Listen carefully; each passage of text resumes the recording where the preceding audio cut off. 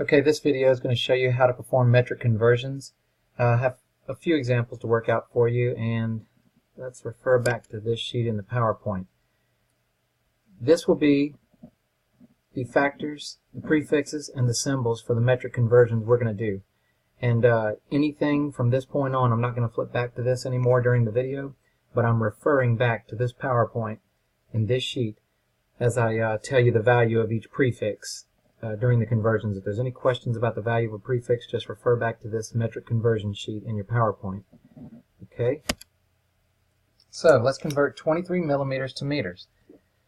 Now I do this, I do conversion factors through fractions. If you were taught to use T-charts or any other form, that's fine as long as you end up with the same answer. But this way is easiest for me, so that's the way I teach it. I have 23 millimeters to meters.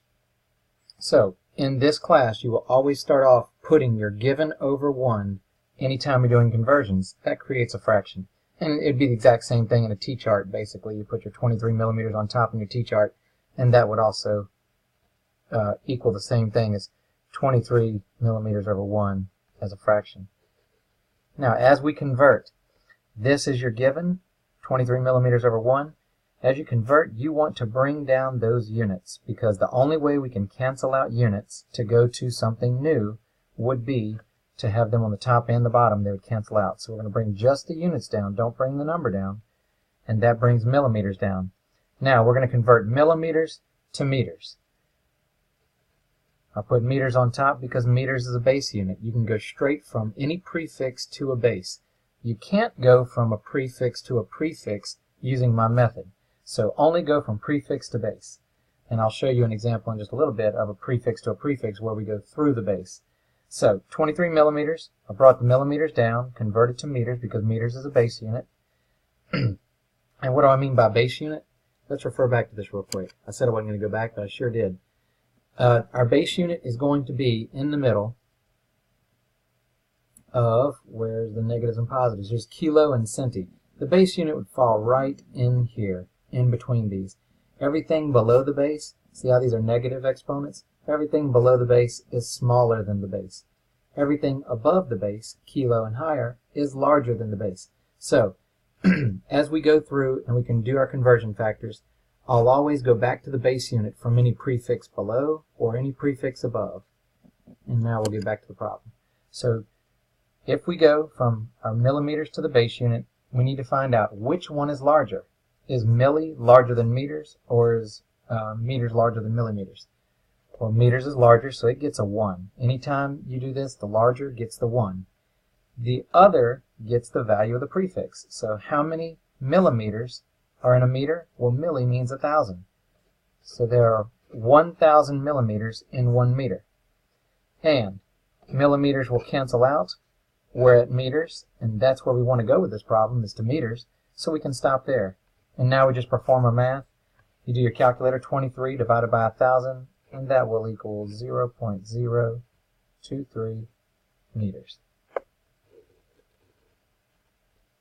And that's your answer to the first one. Okay, we have our second example here. It's 14 kilograms. Convert that to milligrams.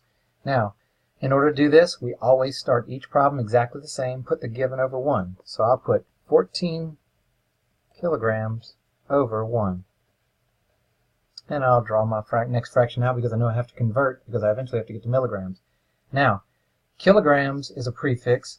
Milligrams is a prefix. So I don't like going prefix to prefix. I like going to the base model first, the base unit.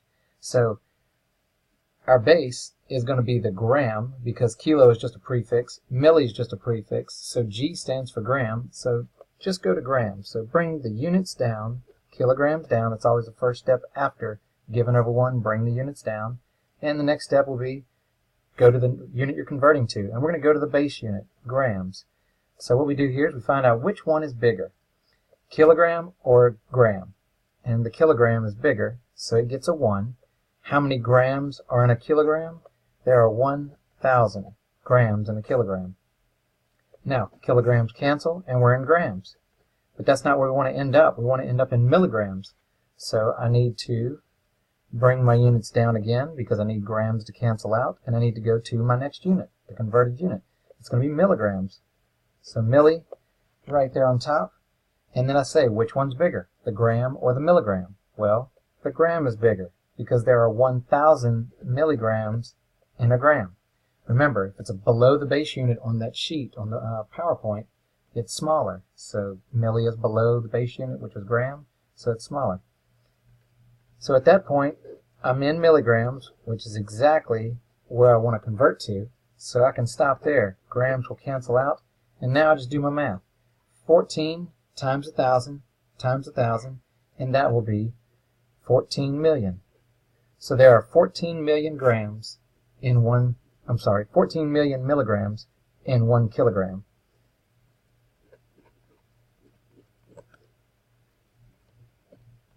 And that is your answer there, and I could put it in scientific notation if I'd like, and back the decimal up 1, 2, 3, 4, 5, 6, 7 spots, and put 1.4 times 10 to the 7th milligrams.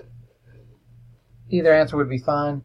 I'll let you know in class. We get to a certain level where you don't want 25 zeros out here, so we get to a certain level where you will know to put your answer in scientific notation.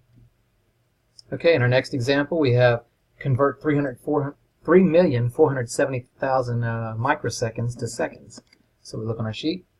3,470,000 microseconds to seconds. So we take our given and put it over 1. What are we given? We're given 3,470,000 microseconds, and we'll put that over 1. Then, what is our unit? We got to bring our unit down because we're going to convert from this unit to this unit. Our units are microseconds, so we'll bring microseconds down, and this is just the prefix for micro. That's a little Greek alphabet letter, and we'll convert to seconds. Now, which one's bigger, microseconds or seconds? Seconds is a base unit. Micro is actually 1 million times smaller than seconds. There are 1 million microseconds in a second, so I will put 10 to the 6 down here, and seconds gets a 1 because it's larger. At that point, I'm in seconds, which is where I want to go. Micros cancel out, so now I just say 3,470,000 microseconds divided by 1 million, and that equals 3.470 seconds. And actually the 0 is unnecessary. It's just 3.47 as far as sig figs go. So 3.47 seconds is actually the answer to that problem. Another type of problem you may see deals with volume. We're going from centimeters to meters, but not just centimeters to meters. We're going from centimeter squared to meter squared. So this is an area we're dealing with. So you have to learn how to, or remember how, hopefully you already know how to do this, but you have to remember how to convert from area to area or volume to volume. We'll do all kinds of examples with this. So 4,500 centimeters squared is our given, and we'll put that over 1. And we're going to go to meters squared. So bring down our units, centimeters squared to meters squared. And which one's bigger, meters or centimeters? Meters are, centimeters are smaller, so meters gets a 1. Now the centimeters, there are 100 centimeters in a meter, but there are 100 squared centimeters squared in a meter squared. So don't forget, when you are using volume, where you have length times width as an area, or length times width times height as a volume, you always use the exponent that's on the unit with your conversion. So it's not just 100, it's 100 squared because you have centimeter squared. So here we have 4,500 centimeters squared. How many meters squared does that equal? Well, we're at our unit. Meters squared, we're where we want to be. Centimeters squared cancel out. So our unit's going to be meters squared. And we'll divide this by roughly, basically 10,000 is what it amounts to. So divide that by 4. We go 1, 2, 3, 4. So we end up with 0.45 meters squared. And that's our final answer for that one. And just remember, on those where you're dealing with an exponent on your units, always use that exponent on your conversions as well. Okay, and the last example we'll work today is a double conversion where we have 65 kilometers per hour and we need to convert to meters per second. So this involves bringing down units to cancel them out and then bringing units up to cancel them out. It's a double conversion. So let's go ahead and start off the way we always should start a problem and when we're doing conversions is take your given and put it over 1. So 65 kilometers per hour, and that's 1 hour.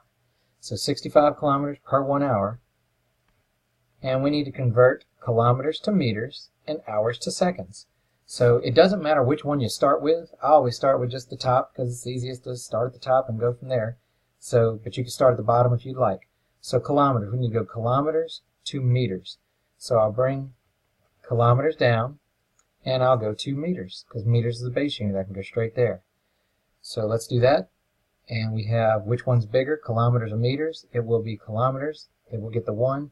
And there are 1,000 meters in a kilometer.